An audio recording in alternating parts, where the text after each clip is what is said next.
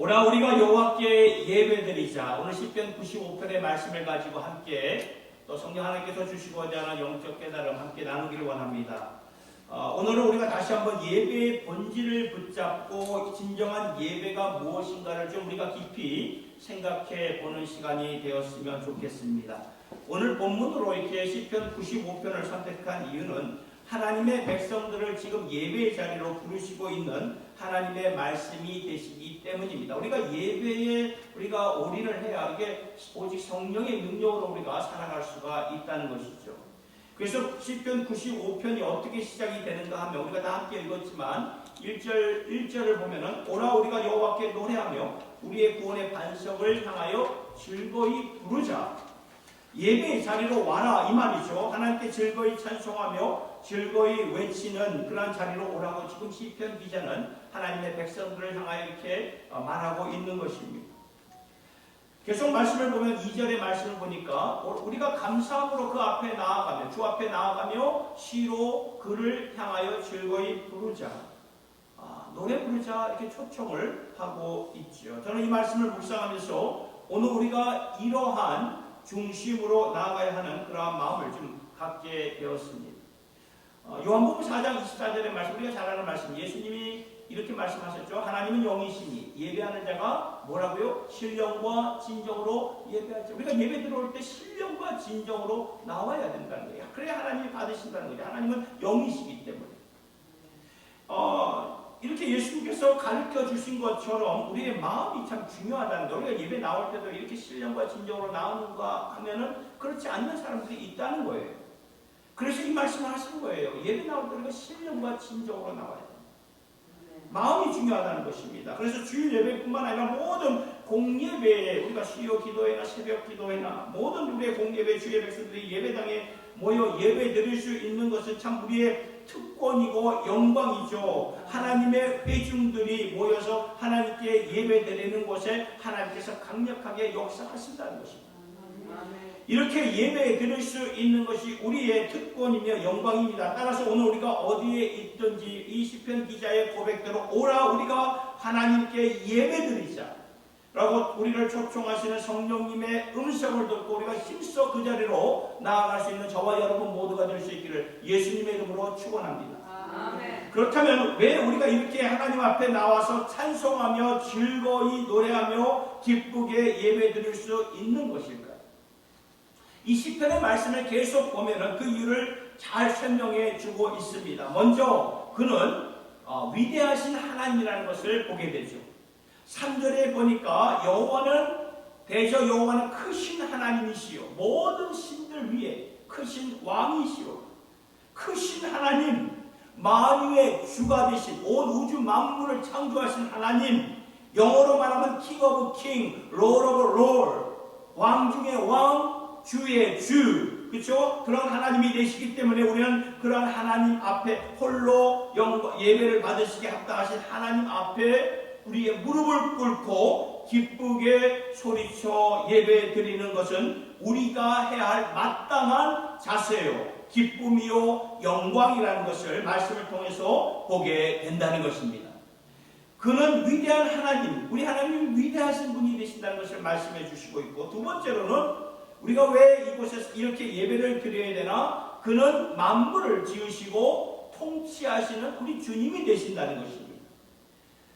4절과 5절의 말씀을 보니까 땅의 깊은 곳이 그 위에 있으며 산들의 높은 곳도 그의 것이로다. 바다가 그의 것이라 그가 만드셨고 육지도 그의 손이 지으셨도다. 여기 보니까 우주 만물을 만드신 하나님, 만드신 것뿐만 아니라 그 손에 모든 것을 쥐고 계시고 통치하시는 하나님이 되심을 우리에게 분명히 말씀해 주고 계시지 않습니까? 바다가 그의 것이다. 이 콜롬비아 강도 그의 것이다. 우리가 이렇게 생각하면 하나님의 그 오묘한 손길에 참 우리가 마음이 참 이렇게 어떻게 참 하나님만을 우러러보게 되지 않습니까? 미국 사람들이 그래요. 이렇게 보면은 이런 참 아름다운 그런 자연 환경이 펼쳐질 때 perfect picture라고 말을 하더라고요. 와, 감탄하는 거죠. perfect picture, 완벽한 그런 그림. 이거 우리 인간이 만들 수 없잖아요. 하나님이 만드신 창조주의 세계가 아닙니다. 코로나 사태를 우리가 몇 년 전에 다 경험하셨잖아요. 경험하셨듯이 코로나 사태가 여러분 하나님 주권 밖에 있는 것이 아니라는 거예요. 하나님이 전혀 모르는 가운데 어찌 이런 일들이 벌어진 것인가 하면서 놀래시는 하나님이 아니라는 것입니다. 모든 것을 주관하시고 아시는 하나님, 우주 만물을 통치하시는 하나님, 하늘과 땅과 바다가 그의 손안에 있다고 말씀하시는 하나님께서 반드시 이 모든 것은 하나님의 나의 주권 안에 있는 것이고, 그래서 우리는 늘 하나님을 바라보며 온전한 마음으로 기쁨과 즐거움을 가지고 예배의 자리로 우리가 나올 수가 있는 것이라는 것입니다. 그래서 우리는 늘 하나님을 바라보며 정말 기쁨으로 정말 우리가 하나님께 영광을 돌리면서 예배를 드려야 되지 않겠습니까? 세 번째로 그는 우리 하나님, 우리의 목자가 되신다는 것입니다. 우리가 예배를 드리는 이유는 그는 우리 하나님, 우리의 목자예요. 그렇기 때문에 이 시편 기자가 이렇게 오라 우리가 와서 하나님께 기쁘게 예배드리자 이렇게 말을 하고 있는 것이죠. 6절과 7절의 말씀을 보세요. 올해가 우리가 굽혀 경배하며 우리를 지으신 여호와 앞에 무릎을 꿇자. 대저 저는 우리 하나님이시여 우리는 그의 기르시는 백성이여 그 손의 양이라. 너희가 오늘날 그 음성 듣기를 원하라. 우리가 그 음성 듣기를 원하는, 세미한 음성 듣기를 원하는 그런 심정을 가지고 나오셔야 된다는 거죠. 우리 하나님은 모든 신들 위에 계시는 하나님, 온 우주 만물을 통치하시는 창조주 하나님, 그리고 그는 또한 우리의 하나님, 우리의 목자, 우리의 셰퍼드라고 성경은 말씀해 주시고 있어요. 그러니까 멀리 계신 하나님이 아니라는 거예요. 나와 개인적으로 personally 연결이 커넥션이 되시는 우리 하나님 아버지가 되신다는 것입니다. 믿으십니까? 그래서 성경을 보면 본문을 비롯하여 하나님의 언약의 이름이 있는데 그게 뭔지 아십니까? 여호와라는 단어예요. 언약의 이름 여호와라는 뜻이에요. 여호와죠. 그 여호와의 이름은 언약의 이름이라는 것입니다. 하나님이 언약으로 당신의 백성들과 언약으로 맺어진 백성들에게만 알려주신 그의 이름이 되는 것이죠. 그래서 우리가 그 여호와 하나님을 부르고 찬양할 때마다 이것은 우리의 하나님이 되시기 때문에 우리에게 알려주신 하나님의 이름이구나, 여호와라는 그 이름을 우리가 잊지 말아야 된다는 것입니다.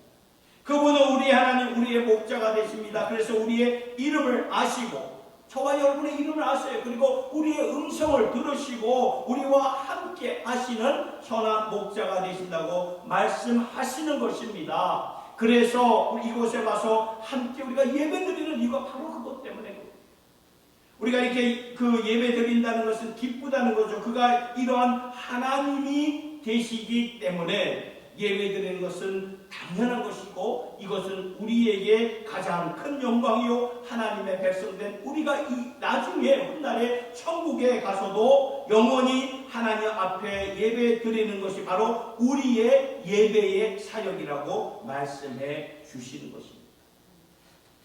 자, 그런데 오늘 말씀은 이렇게 우리에게 예배의 자리로 초청하신 오라 우리가 여호와께로 와서 예배드리자 노래하자 이렇게 말씀을 하면서도 동시에 무슨 말씀을 주시냐면 경고의 워닝을 주시는 말씀을 보게 됩니다. 우리가 이것을 잘 봐야 돼요.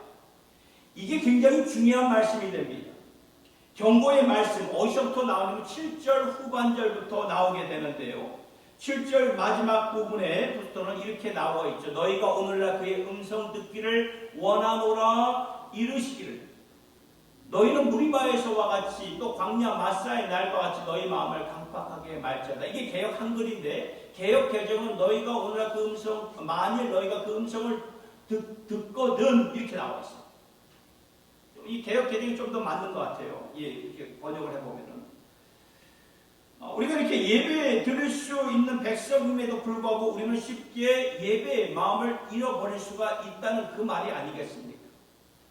예배를 형식적으로 폼으로 이렇게 드릴 수는 있지만 예배의 본질을 쉽게 잃어버릴 수가 있고 예배의 진정한 자리에서부터 빗나갈 수 있는 우리가 그러한 예배를 드릴 수가 있다는 거죠. 그래서 여기서부터는 특별히 오래전에 누구를 이렇게 주목하냐면 이스라엘 백성들의 모습을 우리에게 보여주시면서 경고의 말씀을 주시는 거죠. 그들의 백성을 보면서 거울을 삼아라. 전날에 너희 조상들이 그 무리바에서 또한 광야 마사에서 나오죠. 여러분, 이 무리바라는 것은요, 하나님과 싸웠다라는 뜻이에요. 마사라는 것은 하나님을 테스트했다는, 시험했다는 그런 일들을 벌였던 거죠. 이 백성, 이스라엘 백성들이 이렇게 무리바에 마사에서 하나님과 싸우고 하나님을 시험했다. 얼마나 하나님의 마음이 얼마나 참 괴로우셨겠습니까? 출애굽기 17장 그리고 민수기 20장을 보면 하나님의 백성들이 광야에서 나와서 물이 없었어요. 물이 없어서 죽게 되었을 때 이때 이 백성들이 하나님과 다투기 시작했고 그리고 하나님 앞에 불신의 마음을 보이고 하나님 앞에 불평을 털어놓기 시작했던 거예요. 여러분, 이 출애굽기 17장은요 이스라엘의 그 첫 세대 First generation이고요. 그리고 민수기 20장은 그 다음 Second generation. 그러니까 무슨 말이냐면 아비 세대와 자녀 세대가 똑같은 이유로 하나님 앞에 마음이 완악해져 가지고 마음 문을 닫아버렸다는 그 말이라는 거예요. 여기서 하나님이 주시는 경고가 있습니다. 우리들 역시 삶 속에서 삶을 살아가는 그런 현장에서 하나님의 크신 기적을 볼 때가 있잖아요. 그러면서 하나님을 우리가 참 높이 올릴 때가 있지만 하나님의 구원을 받았고 하나님께 예배드리는 백성들이 되었음에도 불구하고 우리의 마음이 때로는 완악해질 수가 있다는 것을 우리는 이렇게 종종 이렇게 나 자신을 돌아보게 되지 않습니까? 사람의 마음은요 쉽게 다칠 수가 있다는 것을 보게 됩니다. 마음이 다쳐서 하나님 앞에 온전한 예배를 드리지 못하고 살 수 있는 백성들이 될 수 있다는 것을 말해주고 있지요. 예배의 형식, 예배의 습관은 지킬 수 있지만 진정한 모습으로 하나님 앞에 예배 드리는 모습을 잃고 마는 그러한 백성들이 될 수 있다고 오늘 본문 말씀은 우리에게 분명히 경고의 말씀을 주시고 있는 것입니다. 여러분, 이 경고라는 것은 한 번 더 기회를 주는 거 아닙니까? 축구에서도 옐로우 카드 다음에 레드 카드가 하듯이 처음부터 레드 카드, 빨간 딱지를 주지 않잖아요. 먼저 옐로우 카드를 준 다음에 그 다음에 또 이렇게 하면 넌 그 퇴장이야, 아웃이야 이렇게 말하듯이 하나님도 마찬가지예요. 우리를 이렇게 먼저 이렇게 레드 카드 주지 않아요. 경고의 말씀을 주신다는 거예요. 말씀을 계속 보면 9절에 이렇게 나와 있죠. 9절부터 보면 그때 너희 열조가 나를 시험하며 나를 탐지하고 나의 행사를 보았도다. 내가 40년을 그 세대로 인하여 근심하여 이르기를 저희는 마음이 미혹된 백성이라 내 도를 알지 못한다 하였도다. 그러므로 내가 노하여 맹세하기를 저희는 내 안식에 들어오지 못하리라 하였도다. 그러니까 하나님의 이 말씀, 하나님의 안식에 들어오지 못한다. 11절에 안식에 들어오지 못한다는 것은 하나님께서 그 백성들을 인도하시고자 하는 그 목적지에 들어가지 못한다 그 말입니다. 하나님이 허락하신 목적지, 그게 무엇입니까? 하나님의 임재가 있고 약속이 있고 축복이 있는 그 목적지에 들어오지 못한다 그 말입니다. 너희들도 그렇게 될 수 있다고 지금 경고를 하시는 거예요. 예배가 빗나가면 모든 것이 빗나간다 그 말이죠.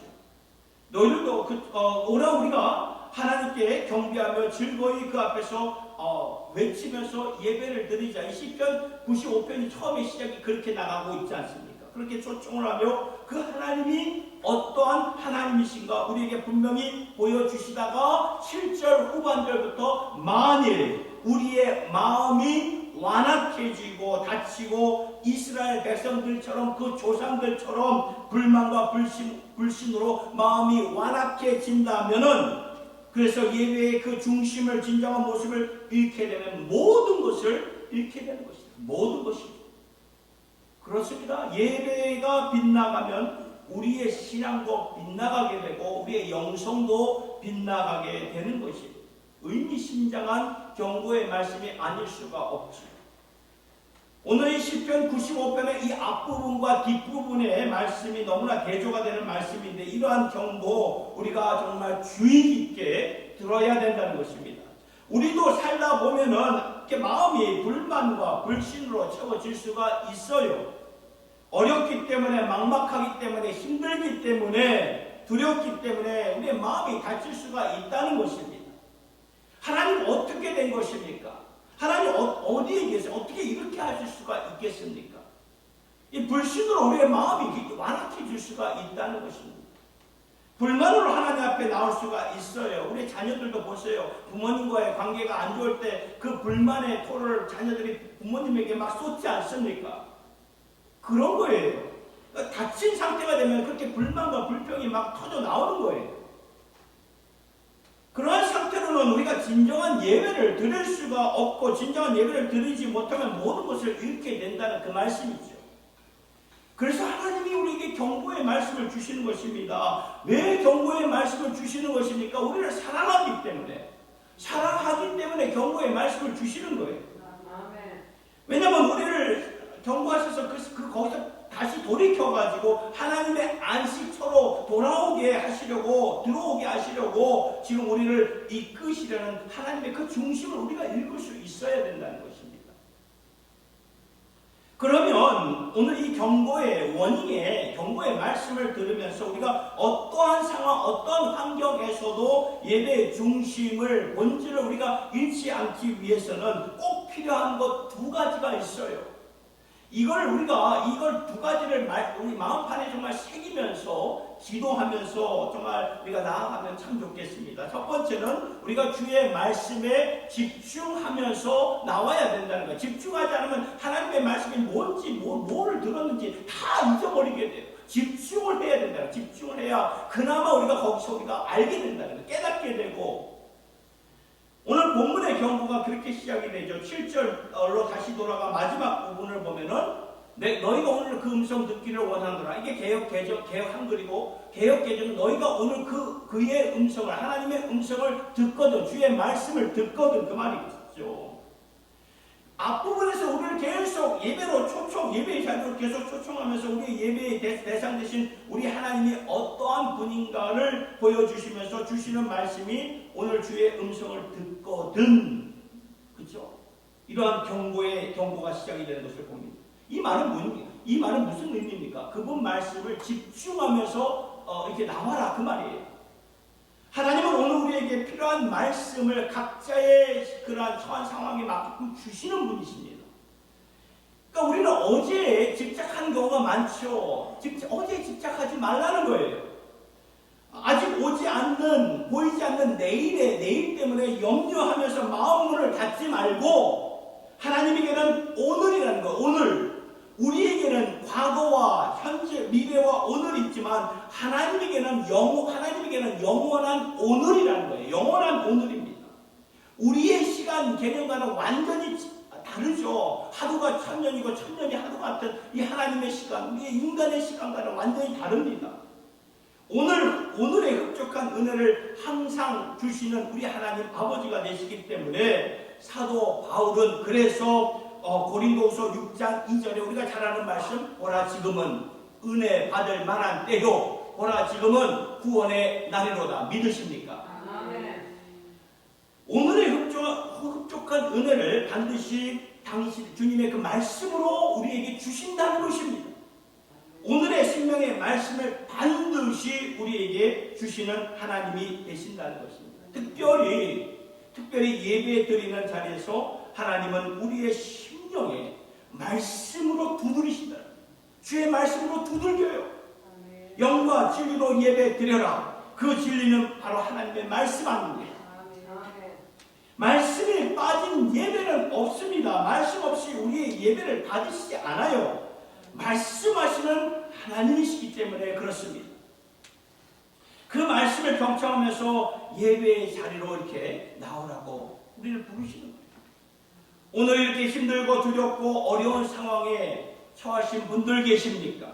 그러면 오늘 주시는 하나님의 말씀에 생명이 있고 그 하나님의 해결책이 있고 소망이 있다는 것을 믿으시길 바랍니다. 아멘. 그러면 그 말씀을 경청하면서 나올 수 있기를 예수님 이름으로 축복합니다. 아멘. 여러분 사무엘상의 말씀을 보면 어린 사무엘이 나옵니다. 어린 사무엘.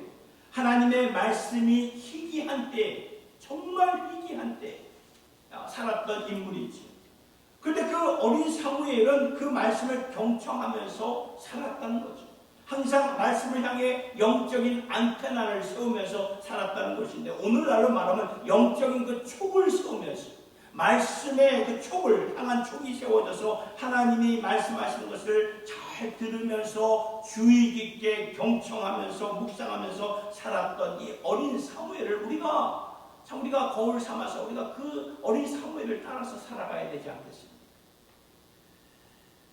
여러분, 그때 그 시대에 필요한 말씀을 오직 그 한 사람 어린 사무엘에게만 하나님이 주신 것을 우리는 기억해야 되는 것입니다.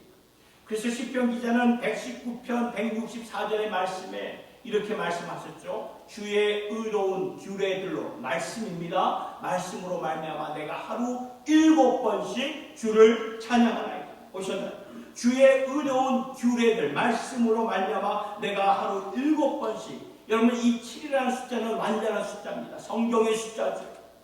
하루 7번이 뭘 말하는 것입니까? 하루 종일을 말하는 거예요. 하루 종일.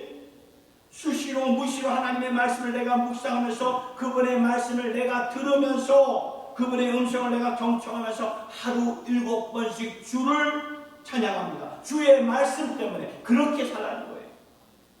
그렇게 예배드리라는 것입니다. 그래야 우리의 마음이 빗나가지 않고 완악하지 않게 된다는 것이죠. 그래야 이 광야 같은 세상에서도 하나님의 안식을 누리며 살게 된다는 것입니다. 주의 말씀이. 그래서 예배를 통해서 하나님은요, 오늘 우리에게 각 심령에게 한 단어를 주실 수가 있고 한 문장을 주실 수가 있는 것입니다. 그것을 붙잡으라는 거예요. 그것을 하나님의 말씀으로 붙잡고 살라는 그 말씀입니다. 언젠가 어느 성도님이 저에게 이런 말을 하더라고요. 목사님이 전하신 그런 영상으로 말씀을 듣는데 이 한마디가 자기를 살렸다고 이렇게 말을 하는 거예요. 먹는 것이 복음이다. 제가 이런 말을 했대요. 아마도 제가 이제 예수님이 생명의 떡으로 오신 그 요한복음 6장, 오래전이죠. 그 말씀을 강의하면서 제가 이제 그 말을 했는가 본데, 아무튼 그분에게는 제가 이 한 말, 먹는 것이 복음이다. 이 말이 이제 가슴에 이제 꽂혀가지고, 그 말이 자신을 이렇게 살려냈다고 하는데, 그때 그분이 암투병을 하면서 그 폐가 약 한 5%밖에 작동하지 않았기 때문에 너무나 힘들고 어렵고 두렵고 언제 죽을지 모르는 상황의 가운데 먹는 것이 복음이다. 제가 이 말이 그 말씀을 붙잡고 열심히 먹으면서 하나님의 말씀을 묵상하면서 또 영의 양식을 먹으면서 그러면서 이 폐가 5%가 37%까지 이렇게 작동하게 되었다고 하면 그런 고백을 하더라고요. 그러면서 5% 있던 이 환자가 37%까지 된 사람만이 느낄 수 있는 감사와 감격과 희열이라고 그런 고백을 하더라고요. 그러니까 여러분, 말씀을 통해 예배드리는 그 시간을 통해 하나님은요, 한 단어를 여러분에게 주실 수가 있고 한 문장을 여러분들에게 주실 수가 있다는 거예요. 그러면 우리는 그것을 붙잡고 한 주간을 살아가면 되는 거예요. 그럼 광야 같은 오늘의 이 험악한 세상에서 우리가 능히 감당하며 승리하며 살게 되는 줄 믿으시길 바랍니다. 아멘. 두 번째로 어떻게 우리가 진정한 예배 자리로 올 수 있습니까? 서로 권면하고 격려해야 우리가 예배 자리로 올 수가 있습니다. 서로 권면하고 이렇게 격려하면서 예배의 자리에 나오라고 말씀을 증거하고 있는데, 오늘 시편 95편이 그대로 인용이 되는 말씀이 신약 성경에 있어요. 그게 어디냐면 히브리서 3장의 말씀입니다. 자, 히브리서 3장 7절의 말씀 보세요. 이렇게 나와 있어요. 그러므로 성령이 이르신 바와 같이 오늘 너희가 그의 음성을 듣거든. 여기서부터 이제 시편 95편이 그대로 인용이 되는 말씀입니다. 보세요. 광야에서 시험하던 날에 거역하던 것 같이 너희 마음을 완고하게 하지 말라. 거기서 너희 열조가 나를 시험하여 증험하고 40년 동안 나의 행사를 보았느니라. 그러므로 내가 이 세대에게 노하여 이르기를 그들이 항상 마음이 미혹되어 내 길을 알지 못하는가 하였고, 내가 노하여 맹세한 바와 같이 그들은 내 안식에 들어오지 못하리라 하였다 하였느니라.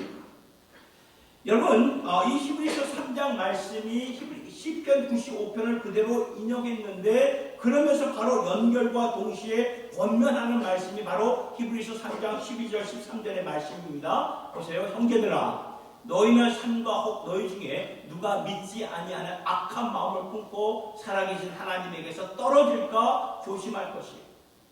오직 오늘이라 일컫는 동안에 매일 피차 권면하여 너희 중에 누구든지 죄의 유혹으로부터 완고하게 되지 않도록 하리라.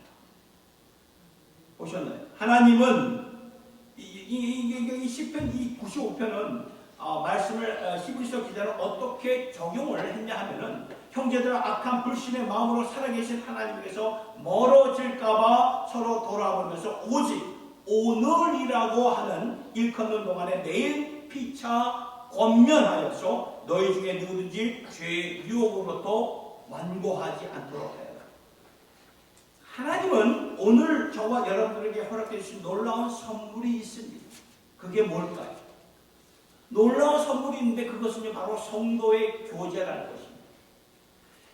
믿음 안에서 형제 자매된 자들의 교제, 성도의 교제, 하나님께서 우리에게 주신 놀라운 선물이에요. 이걸 우리가 참 귀하게 여겨야 된다는 것입니다. 성도의 교제가 무엇입니까? 서로 연락하며 격려하는 것이에요. 격려하는 것. 서로 권면하는 거죠. 아무리 힘들지만 어렵지만 하나님을 바라봅시다. 그렇죠? 눈을 들어 하나님을 바라봅시다. 우리가 우리의 지체들에게, 성도들에게 권면하는 거예요. 나의 힘이 되신 여호와여, 내가 주를 사랑합니다. 내가 주님을 더욱더 사랑합니다. 이러한 우리의 중심을 우리 같이 공유하는 거예요. 이게 성도의 그러한 교제가 아니겠습니까? 이러한 신앙을 이루어갈 때 진짜 여기서 주님의 교회가 진정한 교회가 되는 것이고 하나님의 교회가 확인이 되는 것입니다. 2001년도 5월 25일에 에릭 웨이엄 마이어라는 그 산악 인이 있었어요. 미국 청년이 시각 장애인이었는데 이 사람이었습니다. 에릭 웨이엄 마이어가 이제 시각 장애인이었으니까 그러니까 맹인이었죠. 앞을 보지 못하는 이 사람이 최초로 에베레스트산을 정복을 했다는 거죠. 대단한 사람이죠. 그래가지고 그때부터 여러 매체로부터 이제 초청을 받아가지고 영감을 주고 힘을 실어주는 그런 귀한 사역을 감당을 했었는데, 이 강연한 중에 그가 이런 말을 했던 것입니다. The only way to climb Everest is go to do it이라는 그러한 말을 했어요. 이 말이 무슨 말이냐면 에베레스트 산을 정복할 수 있는 유일한 길은 가서 시도하는 것이다. 그 말이거든요. 시도하지 않고서는 할 수가 없다는 거예요. 상상으로 생각으로는 할 수가 없다는 거예요. Is go and do it. 그거예요. 그러한 가운데 어느 인터뷰에서 그에게 이러한 질문이 주어지죠. 그 에베레스트산을 정복하러 올라갈 때에 가장 두려웠을 때가 언제였습니까? 이러한 질문이 그에게 주어졌어요. 그럴 때 그가 이제 보통 등산가들은 그런 질문이 올 때 이렇게 대답을 하죠. 갑자기 눈보라가 치거나 강풍이 불거나 앞이 안 보이고 꽁꽁 얼어붙을 수밖에 없는 매손추위가 온 마음을 이렇게 뒤엎었을 때에 라고 말을 하지만 이 에릭 웨이엄 마이어 이분은 뭐라고 말했냐면은 다르게 말을 하더라고요. 내가 에베레스트 그 산을 정복하러 올라갔을 때 가장 두려웠던 것은 내 동료들의 벨소리를 듣지 못할 때가 가장 두려웠습니다. 그 말을 하더라고요. 내 동료들의, 왜냐하면 시각장애인이었기 때문에 동료들의 벨소리를 잡고 로프를 잡고 올라갔기 때문에. 저는 그때 그가 말한 정복할 수 있는 유일한 길은 가서 시도하는 것이다 그렇게 말을 했지만 그의 진정한 대답은 아마 이것이었을 거예요. 가서 함께 하는 것이다. 벨소리를 들려주고 함께 하는 것이다. 함께 하는 것이다. 시각장애인일지라도 함께 하니까 이루잖아요. 가능하게 되잖아요. 마찬가지라는 거죠. 오늘 우리가 주님의 피값으로 세운 거룩한 그러한 공동체에서 한 피 받아서 주님의 그 한 피를 받아서 한 몸을 이룬 우리가 믿음 안에서 형제 자매의 그러한 소리를 듣지 못한다면, 그들의 기도 소리를 듣지 못한다면, 그들에게 격려하지 못하고 권면하지 못한다면 우리가 앞으로 어떻게 전진하며 나아갈 수 있겠습니까? 마음이 완악해질 수밖에 없다는 거예요. 그 옛날 그 이스라엘 백성들이, 조상들이 불신과 불만으로 우리도 하나님 앞에 넘어질 수밖에 없는 그러한 존재예요. 우리도 똑같이 그렇게 될 수 있다는 거죠. 그러나 이때 우리는 믿음 안에서, 주 안에서 한 형제의 자매들이죠. 서로 권면하고 격려할 수 있는 주 안에서의 그러한 지체들이 된 것입니다. 함께 기도할 수 있는 그러한 형제 자매들이죠. 서로 권면하고 격려할 수 있는 주 안에서 있는 그러한 지체들. 그래서 히브리서 기자는 바로 이 말씀이에요. 이 세상은 우리의 마음이 완악해질 수밖에 없는 세상이고, 알 수 없는 그러한 non-크리스천들, 알 수 없는 그러한 사람들이 우리를 참 일어나가지고 우리를 다치게 하고 힘들게 하고 두렵게 하고 불신하게 만드는 이러한 세상인데, 예수 믿는 우리들이, 예수 믿는 저와 여러분들이 참 이렇게 우리의 마음이 완악해지지 않고 정말 하나님 앞에 예배 드릴 수 있는 백성들로 정말 일어설 때, 그리고 서로 권면하고 격려할 때, 그 세상이 감당할 수 없는 그런 주님의 권속들이 된다는 것입니다. 사랑하는 성도 여러분, 오늘 우리는 예배의 자리로 성령께서 초대하고 계시는 것을 믿으시기 바랍니다. 예배 드리는 자리가 바로 오늘 주일 이곳에서 여전히 하나님이 계시고 예배 받으시기에 합당한 우리 하나님이 계신다는 것입니다. 그 하나님 앞에 오늘도 신령과 진정으로 나와서 예배를 드리셔야 돼요. 예배의 승리가 인생의 승리라는 거 꼭 믿으시기 바랍니다. 들어오는 우리 입구를 보면 여러분 기억하십니까? 어떤 문구가 적혀 있습니까? 바로 이 문구가 적혀 있죠. 예배가 예배되게 하소서. 그러니까 이때 우리가 예배의 본질을 확실하게 붙잡아야 되고요. 예배의 자리를 우리가 잘 사수해야 된다는 것입니다. 그러하려면 오늘 우리에게 주신 말씀 앞에 주의하면서 우리가 보좌 앞으로 달려 나와야 되지 않겠습니까? 그리고 서로 돌아보아서 사랑과 선행을 격려하시며 기도하면서 예배로 승리할 수 있는 주의 백성들이 될 수 있기를 예수님의 이름으로 축복합니다. 여러분, 앞으로 우리가 살아가면 갈수록 물론 첨단 시대, 첨단 그런 과학의 시대로 인해서 편리할 수는 있겠지만 점점 더 우리의 심령은 공고하게 되고요. 어려운 시기입니다. 이럴 때일수록 우리가 예배가 흔들리지 말고 예배로 승리하는 우리 모두가 되셔서 늘 주의 말씀을 사모하시고, 특별히 예배의 자리에서 허락하시는 그 주님의 음성이 있습니다. 그것을 집중할 수 있도록 저와 여러분 그러한 중심이 되셔서 서로 우리의 지체를 돌보시고 또 기도하며 격려하는 그런 새생명 비전 공동체가 될 수 있기를 예수님의 이름으로 축원합니다. 아멘. 우리 시간 왕이신 나의 하나님, 우리 찬양 부르고 가겠습니다.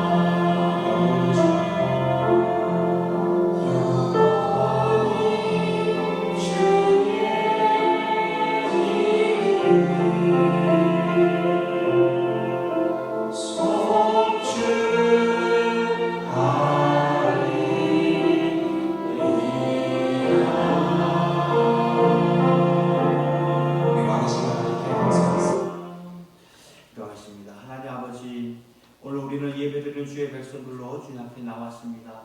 삶 속에 두렵고 어려운 상황일지라도 그 위에 계시고 우리의 피난처가 되시는 우리 하나님 앞에 온전히 예배드리는 주님의 권속들로 삼아 주시옵소서. 아버지, 예배의 영성이 흔들리지 않도록 지켜 주시옵소서. 예배의 자리에 나올 때마다 전에 몰랐던 깊은 은혜의 자리, 임재의 자리 우리에게 허락하여 주시옵소서. 예배 드릴 때마다 각 심령에게 주시는 말씀이 있습니다. 그 말씀 붙잡고 한마디라도 한 문장이라도 붙잡고 승리하는 저희들 모두가 되게 하여 주시옵소서.